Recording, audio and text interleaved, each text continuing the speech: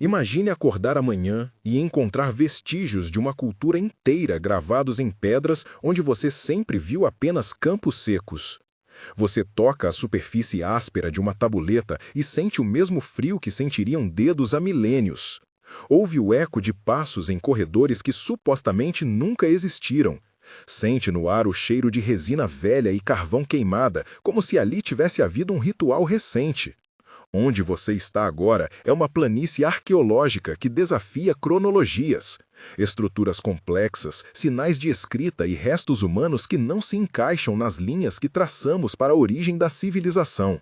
De onde teria vindo alguém capaz de tanto antes mesmo de uma linha contínua de predecessores aparecer nas camadas de estratigrafia? Esta é a pergunta que vamos seguir. A cena se desloca para um mapa mental limitado, mas preciso. Imagine o lugar nas margens de um grande rio, que hoje mal lembra seus antigos canais, na mesma latitude histórica onde encontramos sítios como Ur e Eridu. Estamos situando o achado em uma faixa cronológica que precede registros aceitos por arqueólogos tradicionais por alguns séculos ou mesmo milênios. Em termos práticos, arqueólogos no campo relatam cerâmica que já aparece com padrões complexos, pedras trabalhadas e um sistema de irrigação rudimentar mais eficiente. A visão das paredes de adobe cobertas por inscrições, o som abafado das pás na escavação, o odor de terra molhada e o tato das lascas sob as unhas compõem o quadro sensorial que dá credibilidade à descoberta. Profissionais como a doutora Helena Costa e o professor Marco Ribeiro falam de camadas contendo sedimentos marinhos, sobrepostos a ocupações datadas por carbono que não deveriam existir juntas. Enquanto outros sítios mostram evolução gradual, aqui há sinais de técnica consolidada desde a primeira camada que surge. Os feitos tecnológicos deste povo são o segundo ponto que nos tira o sono. Eles parecem dominar um conjunto de invenções que, na sequência convencional, só aparecem muito depois. Sistemas de medição sexagesimal aplicados a calendários, um tipo de arado químico para solos salgados, cerâmica com óxidos que mostram um controle térmico surpreendente e arquiteturas de pedra que resistem a séculos de inundações. Há descrições em tabuletas com sinais que lembram listas administrativas e fórmulas que sugerem conhecimentos de matemática aplicada. A visão de um zigurate com câmaras internas, o som distante de água corrente canalizada, o cheiro metálico de depósitos antigos e o tato frio das lajes esculpidas são frequentes nos relatos de campo. Em um curto diálogo reconstituído entre uma testemunha local e um arqueólogo principal se ouve: "O que é isto por baixo da camada de argila?", pergunta Amir Al-Said, o escavador. "Parece uma base de fundação elaborada", responde a doutora Helena Costa. "Mas quem levantaria isso tão cedo?", insiste Amir. "Isso é o cerne do problema", conclui Helena, hesitando enquanto passa os dedos pelas marcas cuneiformes iniciais. Mas aqui está o problema. As evidências físicas e técnicas entram em contradição com o modelo de progresso linear. Tabuletas que poderiam ser manuscritos previamente formatados parecem estar escrevendo automaticamente, parecem trocentos anos antes mesmo da emergência da primeira civilização. Lidas como registros administrativos, aparecem ao lado de artefatos que indicam um saber astronômico avançado. Em outra cena curta, ouvimos do professor Marco Ribeiro, do conservador Dr. Samuel Ortega e da tradutora Leila Hassan uma troca que expõe o enigma das línguas. "As marcas não se aliam a nenhum idioma conhecido", diz Leila. "Parece cuneiforme, mas as estruturas sintáticas são únicas", completa Samuel. "Podem ser um ancestral perdido ou um sistema isolado", responde Marco. O cheiro das tintas orgânicas ainda no sulco da tabuleta e o som do pincel sobre a pedra dão à cena uma textura quase íntima. A análise osteológica revela esqueletos com traços genéticos mistos, indicadores de dietas sofisticadas. A audição de ossos sendo limpos, a visão de dentes desgastados por grãos e o tato dos restos genagócios confirmam uma população sedentária com especialização ocupacional. As evidências enigmáticas complicam ainda mais quando trazemos a linguagem e o físico para o centro da discussão. Linguistas como Karen Ramos e o especialista Yusuf Al-Hadi identificam padrões que não se relacionam com nenhum tronco linguístico conhecido.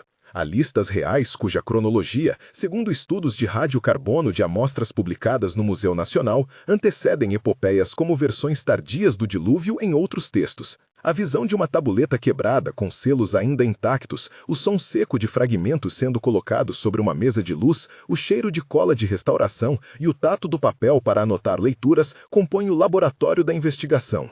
Mas o verdadeiro mistério é a combinação entre esqueletos isotopicamente anômalos e inscrições que descrevem termos técnicos semelhantes aos que usamos hoje para medir tempo e distância. Pergunta retórica necessária aqui. Como uma comunidade isolada poderia desenvolver esse grau de erudição sem intercâmbio conhecido? Neste ponto da narrativa, vale olhar para os mitos locais que alimentam interpretações alternativas. As tradições orais coletadas de anciãos locais fazem referência a seres chamados de guardiões, que ensinaram arado e contagem.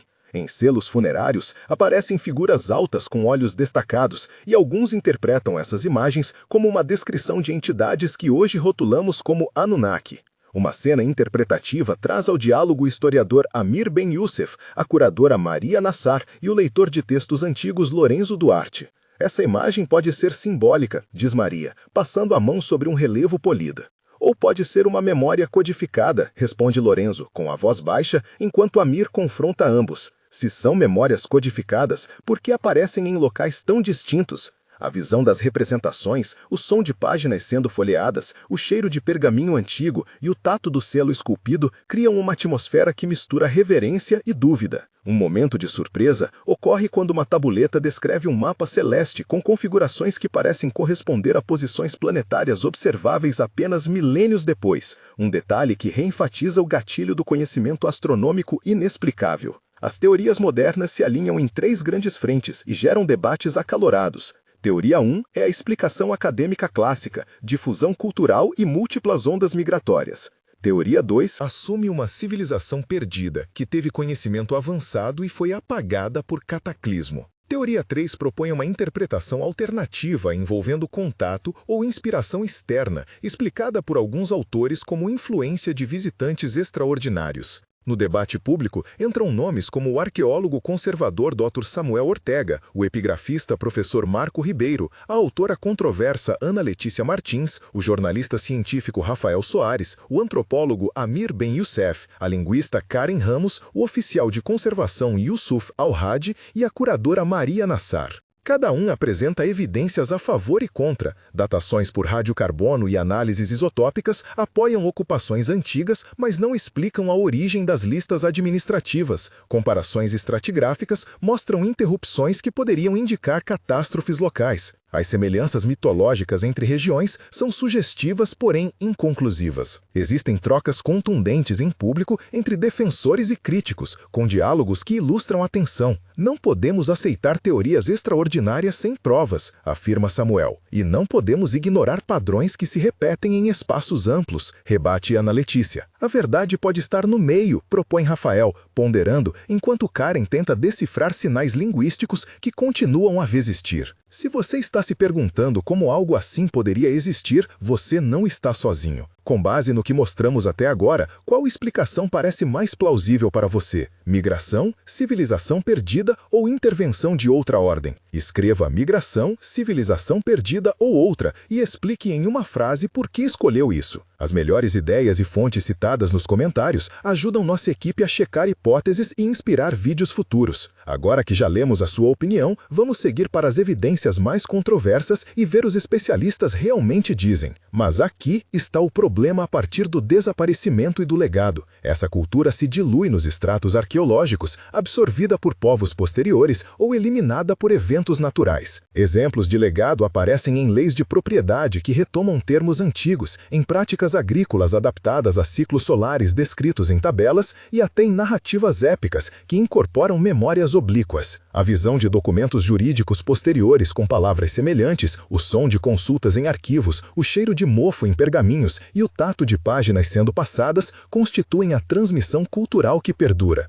Culturas posteriores, como os babilônios e povos da Mesopotâmia, mediam fragmentos desse saber. Nomes como Uruk e Eridu reaparecem na tradição escrita e mostram continuidade parcial. A absorção cultural explicaria parte do desaparecimento, mas não resolve todas as lacunas. A conclusão recapitula a carga emocional. Começamos com o espanto de ver técnica e escrita onde não se esperava e percorremos evidências que desafiam a linearidade do progresso humano. Tabuletas, zigurates e mitos não se explicam facilmente por migrações simples. A postura mais responsável é manter ceticismo e, ao mesmo tempo, reconhecer a força das evidências. Talvez novas traduções, escavações adicionais ou métodos analíticos ainda a ser desenvolvidos tragam respostas decisivas. O que permanece é o legado palpável, que toca nosso presente, cada sistema de medida, cada história épica e cada prática agrícola. Carrega ecos dessa civilização misteriosa que veio antes de tudo.